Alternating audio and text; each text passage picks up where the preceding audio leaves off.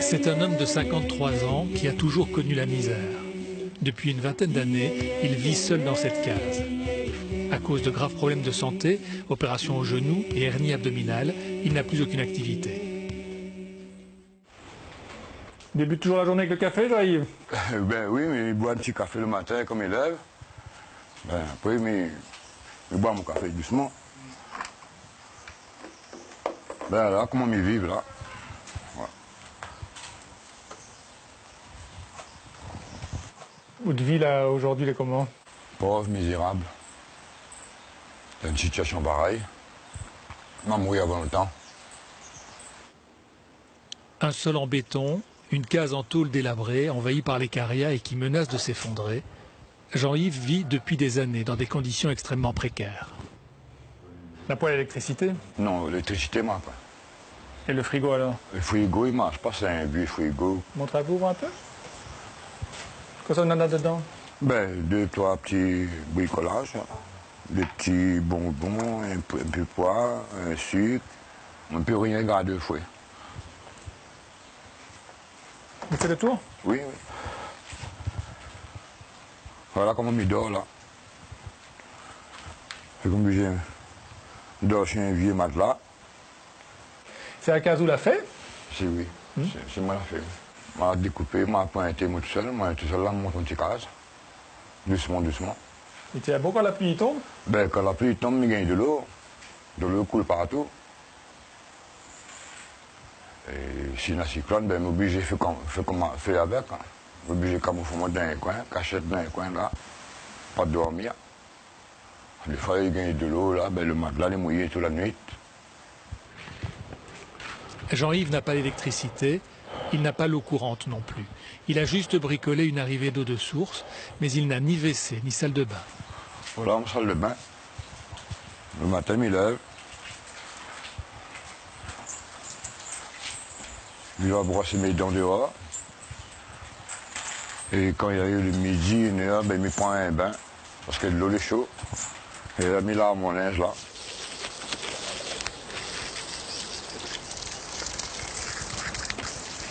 Le cabinet il est au fond là-bas.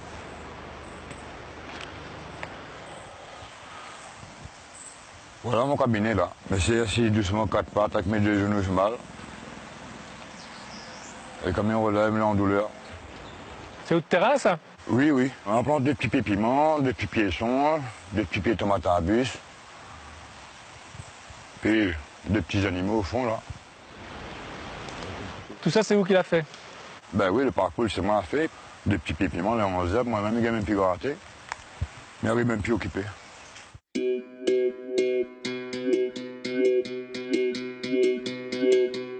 Pas mal mon commission là. Bernard, le voisin, vient souvent rendre visite à Jean-Yves. Les deux hommes se connaissent depuis qu'ils sont enfants. Ah ben merci Bernard. Ben là, ben ma petite table, demain je suis gras coupé. Ouais, oui, demain je suis gras. Oui, que je table là-bas. Cela y arrive le Bernard. Ah bah oui. Ouais. Ça se fait là aujourd'hui. Là j'en ai bien Bernard, il va voir moi, c'est un petit peu là. Nous jouons un petit peu de domino, nous cognons, nous écoutons la radio première. Ben voilà quoi, la journée passe comme ça. Parfois on déprime un peu? Ah oui. Je déprime parce que comment mes parents j'étais malade de 2 mois. Ce passé, Jean-Yves n'arrête pas de le ressasser. Abandonné à l'âge de 2 mois par ses parents, il a été confié à l'assistance publique, puis placé dans une famille d'accueil. Adolescent, il a vécu dans la rue, puis il est revenu à Salazie, travailler sur le terrain de ses grands-parents. C'est la propriété, c'est au-dessus de Val de la Mariée là-bas. Voilà le grand carrefour là-haut là-bas.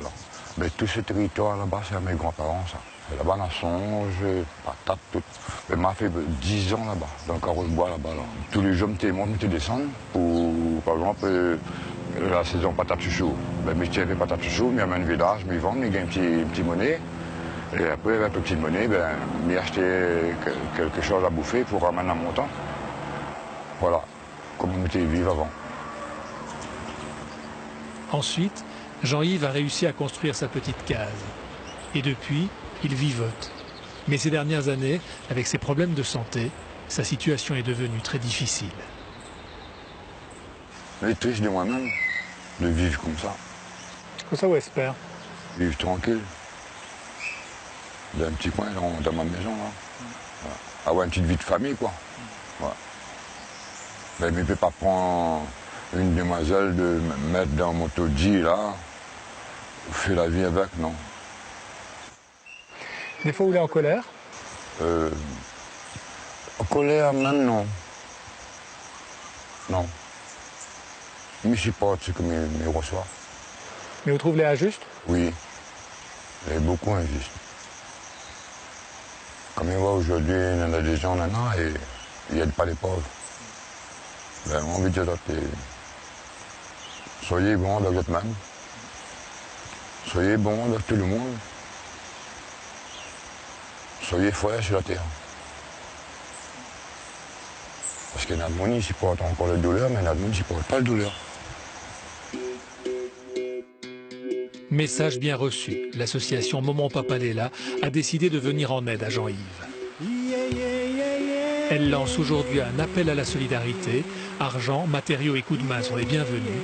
Objectif, offrir à Jean-Yves une nouvelle case pour qu'il connaisse enfin autre chose que la misère.